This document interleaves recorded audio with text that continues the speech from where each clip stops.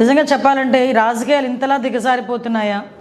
రాజకీయ నాయకుడు పదవుల గురించి, లేకపోతే వాళ్ళ నాయకుడు తాలూకా ప్రోత్సాహం గురించో, లేకపోతే వాళ్ళ నాయకుడు తాలూకా మన్ననల్ని పొందటానికి వైఎస్ఆర్సీపీ నాయకులు ఇంతలా దిగజారుతున్నారా? నిజంగా చాలా బాధ అనిపించే సన్నివేశం.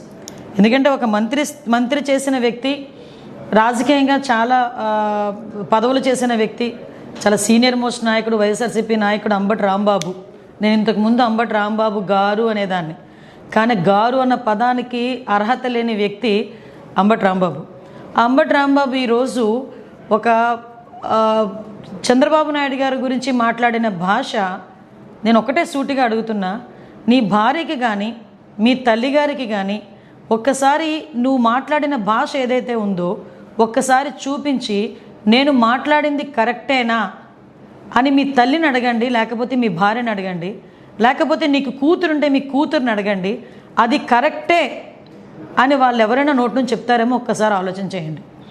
అంటే మీరు మాట్లాడే భాష నీ కుటుంబ సభ్యులు కూడా యాక్సెప్ట్ చేయలేని విధంగా ఉండేటప్పుడు, దట్టు నీ వయసు కన్నా పెద్ద వ్యక్తి, ఒక ముఖ్యమంత్రి స్థాయి వ్యక్తి, అటువంటి వ్యక్తి గురించి చాలా నీచంగా విద్వేషపూరితమైన మాటలు మాట్లాడుతూ, ఒక పక్క విధ్వంసాన్ని సృష్టించడానికి ప్రోత్సహిస్తూ, లా అండ్ ఆర్డర్ని ఎలాగైనా భగ్నం చేయాలనే ఉద్దేశంతో నువ్వు పనిన పన్నాగం చూస్తూ ఉంటే నిజంగా మిమ్మల్ని ఏ జాతిలోకి పరిగణలోకి తీసుకోవాలో కూడా మాకు అర్థం కావట్లేదు. ఒక చెప్పాలంటే నీలాంటి వాడి గురించి మాట్లాడాలంటే కూడా సిగ్గు అనిపిస్తుంది. ఎందుకంటే ఈరోజు పోలీసులు నిన్ను అడ్డుకుంటే అసలు విషయం ఏం జరిగిందో కూడా ప్రజలందరికీ కూడా తెలియాలి. ఒక ఫ్లెక్సీలు తొలగించే విషయంలో మీరు వస్తాను అంటే డిపార్ట్మెంట్ నుంచి చాలా క్లియర్గా ఇన్స్ట్రక్షన్ వచ్చింది. మీరు అదే పని మీద కనుక అక్కడ వస్తే ఇబ్బంది పడతారు, మీరు అక్కడికి రాకూడదు అంటే మీరే స్వయంగా అంబటి రాంబాబే స్వయంగా పోలీసులకి నేను గుడికి వస్తాను, గుడి దగ్గర నుంచి బయట ప్రెస్ మీట్ మాట్లాడుకొని వెళ్ళిపోతాను, దానికి మాత్రమే డిపార్ట్మెంట్ పర్మిషన్ ఇచ్చింది. డిపార్ట్మెంట్ పర్మిషన్ ఇస్తే వచ్చి దర్శనం చేసుకొని బయటకు వచ్చి ప్రెస్ మీట్ మాట్లాడి అక్కడి నుంచి 500 మీటర్ల దూరంలో ఉన్న ఫ్లెక్సీల దగ్గరికి వెళ్ళేదానికి ప్రయత్నం చేస్తే అక్కడ ఆల్రెడీ కొంతమంది తెలుగుదేశం పార్టీ కార్యకర్తలు, కొంతమంది ఫాలోవర్స్ ఉంటే మళ్ళీ లా అండ్ ఆర్డర్ ఇష్యూ వస్తుందని ఎంత నచ్చ చెప్పడానికి ప్రయత్నం చేసినా పోలీసుల్ని కూడా చాలా అతి దారుణంగా పోలీసులను కూడా దూషించి గౌరవ ముఖ్యమంత్రి నారా చంద్రబాబు నాయుడు గారి గురించి నీచమైన మాటలు మాట్లాడి ఈరోజు అతని స్థాయిని దిగజార్చుకుంటున్నాడా, అతని పార్టీ స్థాయిని దిగజార్చుతున్నాడా, లేకపోతే అతని వ్యక్తిత్వం అంతా, అతని నాయకుడు తాలూకా వ్యక్తిత్వం అంతా నాకు అర్థం కావట్లేదు. ఏమండి, మీరు అధికారంలో ఉండేటప్పుడు పట్టాభి గారు బోస్ డీకే అన్న ఒక పదం ఉపయోగిస్తే మా పార్టీ ఆఫీస్ మీదకి వచ్చి మా పార్టీ ఆఫీస్ని ధ్వంసం చేసిన సంఘటన మీకు గుర్తు చేయాలి. ఆ రోజు ఎందుకు అలాగ చేశారు అంటే, మా కార్యకర్తలకి నా గురించి మాట్లాడితే బీపీ వచ్చింది అని జగన్మోహన్ రెడ్డి మాట్లాడిన మాట నేను ఈరోజు గుర్తు చేస్తున్నా. ఈరోజు అదే పరిస్థితిలో మా నాయకుడు అనుకుంటే ఈరోజు రోడ్డు మీదకి వచ్చి మీరు మాట్లాడగలరా? కానీ నిబద్ధత కలిగిన నాయకుడు, లా అండ్ ఆర్డర్ని సక్రమంగా పెట్టాలి అనుకున్న నాయకుడు, ఎట్టి పరిస్థితుల్ని కక్షపూరితంగా వెళ్ళకూడదన్న నాయకుడు ఉన్నారు కాబట్టే ఇంకా మీరు బయటకు వచ్చి మాట్లాడే పరిస్థితి కనిపిస్తుంది. అలాగని లా అండ్ ఆర్డర్ విషయంలోనే కానీ ఇష్టానుసారంగా చంద్రబాబు నాయుడు గారిని నోటికొచ్చి మాట్లాడితే ఊరుకుంటామని అనుకుంటున్నారా? కంపల్సరీగా తగిన చర్యలు ఉంటాయి, కంపల్సరీగా కేసు బుక్ చేస్తాం. మీకు ఒకటే చెప్తున్నా, ఈరోజు చంద్రబాబు నాయుడు గారిని ఒక మాట అంటే నేను చంద్రబాబు నాయుడు గారిని అనేసాను నువ్వు అనుకుంటున్నావేమో, కానీ గౌరవ ముఖ్యమంత్రి గారిని ఒక మాట అంటే రాష్ట్ర ప్రజలను ఒక మాట అన్నట్టే. మళ్ళీ గుర్తు చేస్తున్న అంబటి రాంబాబు, జగన్మోహన్ రెడ్డి, చంద్రబాబు నాయుడు గారు లాంటి ఒక మంచి వ్యక్తిని, ముఖ్యమంత్రి స్థాయి వ్యక్తిని నువ్వు అధికారంలో ఉన్నప్పుడు, మేము ప్రతిపక్షంలో ఉన్నప్పుడు 53 రోజులకి జైల్లో పెట్టినందుకే 151 సీట్లు కాస్త 11 సీట్లకి దిగజారాయి. ఆ విషయం మర్చిపోకు. మళ్ళీ తిరిగి అటువంటి ఆ మంచి వ్యక్తిని ఈరోజు మళ్ళీ టచ్ చేస్తున్నావు. ఈరోజు నువ్వు ఎన్ని మాట్లాడినా, ఎన్ని బూతులు మాట్లాడినా ఆ మహానుభావుడు కుప్పం నియోజకవర్గంలో, తన సొంత నియోజకవర్గంలో సుమారుగా పిల్లలందరికీ కూడా 5,000 సైకిళ్ళు ఇచ్చి కుర్రోడ్ల సైకిల్ మీద హ్యాపీగా తొక్కుకుంటూ వాళ్ళతో పాటు ఉత్సాహాన్ని నింపి ముందుకెళ్తున్నారు. అది నాయకుడు అంటే. అలాంటిది ఈరోజు అంబటి రాంబాబు తాలూకా మాట తీరు కానీ, నేను ఎందుకంటే ఇంకొక విషయం కూడా ప్రజలకు చెప్పాలి. ఈరోజు కల్తీ నెయ్యి విషయంలో రాష్ట్ర ప్రజలందరూ కూడా వైఎస్ఆర్సీపీ మొహాన్ని ఉమ్మేస్తున్నారు. దయచేసి క్షమించాలి నేను ఈ పదం ఉపయోగిస్తున్నానంటే.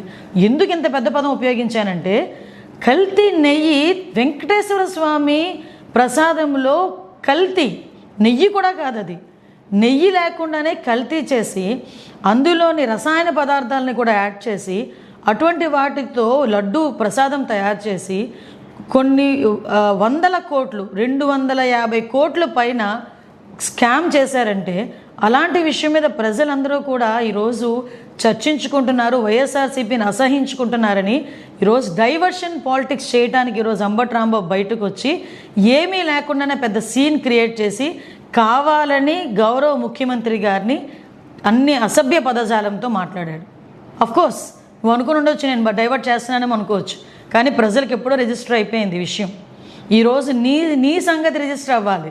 నువ్వు ఎలాంటోడివి, నీ నాయకుడు ఎలాంటోడు అన్న సంగతి కూడా ఎప్పుడో రిజిస్టర్ అయిపోయింది. ఎందుకంటే మీ భాగోతాలన్నీ మీరు అధికారంలో ఉన్నప్పుడే చూశారు ప్రజలందరూ కూడా. మళ్ళీ చెప్తున్నా అంబటి రాంబాబు, నోటికి వచ్చినట్టు మాట్లాడతాను. చంద్రబాబు నాయుడు గారి గురించి, లోకేష్ బాబు గారి గురించి, పవన్ కళ్యాణ్ గారి గురించి ఎలా మాట్లాడినా నాకు చెల్లిద్ది అనుకున్న రోజులు పోయాయి. నువ్వు ప్రజలకి సమాధానం చెప్పాలి, మా పార్టీ కార్యకర్తలకి క్షమాపణ చెప్పాలి. లా అండ్ ఆర్డర్ ఇష్యూస్ ఎవరైనా బ్రేక్ చేసినా కూడా ఎవరిని కూడా ఉపేక్షించే పరిస్థితి అయితే లేదు. ఈరోజు ప్రజా సంక్షేమం, అభివృద్ధి మాకు ఎంత ముఖ్యమో ప్రజా రక్షణ కూడా మాకు అంతే ముఖ్యం, ప్రజా భద్రత కూడా మాకు అంతే ముఖ్యం. ఈ ప్రజా భద్రతకి, ప్రజా రక్షణకి విఘాతం కలిగించడానికి ఎవరు ప్రయత్నం చేసినా, అలాంటి విషయాలు రెచ్చగొట్టే ధోరణిలో ఎవరు మాట్లాడినా డెఫినెట్గా వాళ్ళ మీద చర్యలు ఉంటాయి. ఈ విషయంలోని కొంచెం జాగ్రత్త వహించాల్సిందిగా మాత్రం హెచ్చరిస్తున్నా. రాంబాబు అన్న ఒక్కడి మీద, ఒక కారు మీద ఇంతమంది దుండగులు వచ్చి బూతులు తిడుతూ పోలీసుల సమక్షంలో, మీడియా కూడా వాళ్ళ తెలుగుదేశం పార్టీకి సంబంధించిన మీడియాను కూడా అక్కడే పెట్టుకొని వాళ్ళందరి సమక్షంలో బూతులు తిడుతూ రాంబాబు అన్న కారును అడ్డగిస్తే, రాంబాబు అన్న వాళ్ళ బూతులు తిట్టినందుకు రెస్పాన్స్గా రియాక్ట్ అయ్యాడు ఆయన. ఆ రియాక్ట్ అయ్యే దాంట్లో ఆయన నోట్లో నుంచి ఒక్కడే ఉండడం వల్ల ఇంతమంది చుట్టుముట్టి ఆయనను కారును బాదుతూ ఉన్నారు. ఒక వైపున ఆయన మీద దాడి జరుగుతూ ఉంది, మరోవైపున ఆయన తిడుతూ ఉన్నారు. అలాంటి సందర్భంలో ఆయన కూడా నోట్లో నుంచి 2-3 తిట్లేమన్నా తిట్టాడు. ఒక రియాక్షన్గా జరిగింది. నేను అడుగుతా ఉన్నా ఇదే చంద్రబాబు నాయుడు గారిని, ఇదే పవన్ కళ్యాణ్ గారిని, ఇదే నారా లోకేష్ గారిని అడుగుతా ఉన్నా, మీరు తిట్టే తిట్టులకు ఎటువంటి రియాక్షన్ అవసరం లేదు, మీ మీద ఎటువంటి అటాక్ లేకుండానే మీరు రొటీన్గానే తిరుగుతూ ఉన్నారు ఈ మాదిరిగా. ఇదేమి కొత్తగా జరిగేదేమీ కాదు. మీరు తిరిగితే ఒక రకంగా ఉంటుంది, అంబటి రాంబాబు అన్న ప్రాణం మీదకి వచ్చినప్పుడు రియాక్షన్గా ఆయన తిరిగితే మాత్రం ఇంకొక రకంగా దాన్ని చిత్రీకరిస్తూ ఉన్నారు. అయినప్పటికీ కూడా రాంబాబు అన్న ఇంటికి వచ్చి 10:30కు అది జరిగితే, 10:30-11:30 గంట 10:30 ప్రాంతంలో అది జరిగితే, ఆయన ఇంటికి వచ్చి 12 గంటలకు 1 గంటకు ఆ ప్రాంతంలో ఇంట్లో తాను ప్రెస్ మీట్ కూడా పెట్టి జరిగిన విషయమంతా కూడా వివరించి, ఆయన పెద్ద మనిషి కాబట్టి, సంస్కారం ఉన్న వ్యక్తి కాబట్టి ఆయన నేను తిట్టకుండా ఉండాల్సింది అని కూడా చింతిస్తూ చెప్పాడు. అంటే తన మీద దాడి జరుగుతూ ఉన్నా, తనను ఒకవైపున తిరుగుతూ ఉన్నా, అప్పుడు భావోద్వేగంలో ఆయన 2 తిట్టినందుకు ఇంటికి వచ్చి బాధపడి ప్రెస్ మీట్ పెట్టి మీడియా సమక్షంలో ఆయన దీనికి వివరణ ఇస్తూ, అయినా నేను తిట్టకుండా ఉండింటే బాగుండేది, నేను చింతిస్తున్నాను అని సంస్కారం కలిగిన వ్యక్తిగా అంబటి రాంబాబు అన్న వివరణ కూడా ఇచ్చాడు. అంతటి సంస్కారం ఉన్న వ్యక్తిని నిజంగా చేతనైతే పొగడాలి, నిజంగా చేతనైతే పొగడాలి. తప్పు చేశాడు, వాళ్ళు చేసిన దానికి, వాళ్ళు తిట్టిన దానికి, వాళ్ళు ఆయన కారు మీద దాడి చేసినప్పుడు జరిగిన భావోద్వేగ పరిణామంలో కూడా ఆయన ఒకవేళ తిట్టింది తప్పి అయితే క్షమాపణ అని చెప్పన్నట్టుగా తాను చింతిస్తూ చెప్పినప్పుడు శాతనైతే తనను చేసిన మంచి పనికి పొగడాలి. కానీ వీళ్ళేం చేశారు, దాన్ని వక్రీకరిస్తూ, దాన్ని ట్విస్ట్ చేస్తూ ఏకంగా అంబటి రాంబాబును హత్య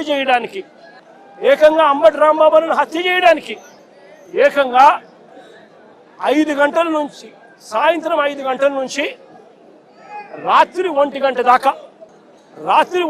దాకా సాయంత్రం 5 గంటల నుంచి రాత్రి 1 గంట దాకా సాక్షాత్తు ఈవిడ ఎమ్మెల్యే గల్లా మాధవి ఇక్కడ మనుషులను వేసుకొని వచ్చి ఈవిడ ఆధ్వర్యంలోనే రాంబాబు అన్న ఇంట్లో దాడి, 5 కార్ల ధ్వంసం, అద్దాలు ఇంట్లో ఇరిగిపోయినాయి, సామాన్లు ఇంట్లో ఇరిగిపోయినాయి, పక్కనున్న ఆఫీసులో మొత్తం అన్ని పగలు కొట్టేసినారు. ఇంట్లో ఆడవాళ్ళు ఉన్నారు. ఆడవాళ్ళ ప్రాణాలకు నష్టం జరిగే విధంగా తిడుతూ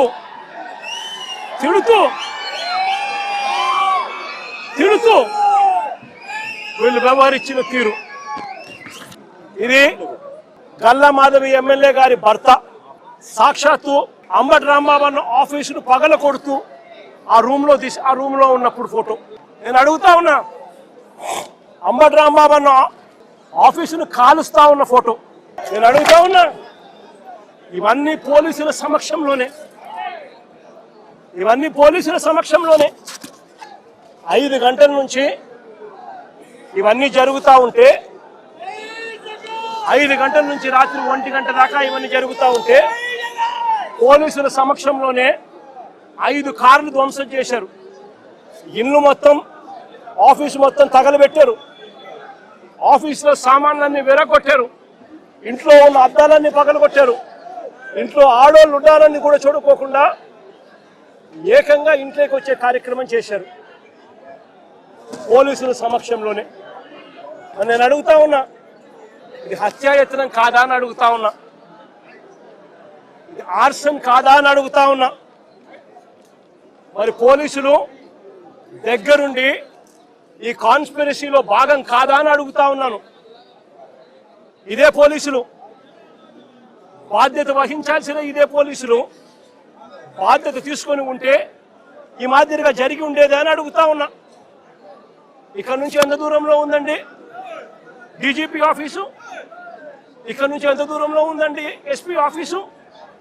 ఏకంగా గుంటూరు సిటీలో, గుంటూరు నగరంలో ఎస్పీ ఆఫీసు, ఎస్పీ ఇల్లు ఇక్కడ నుంచి కూతబేట దూరంలో ఉంది.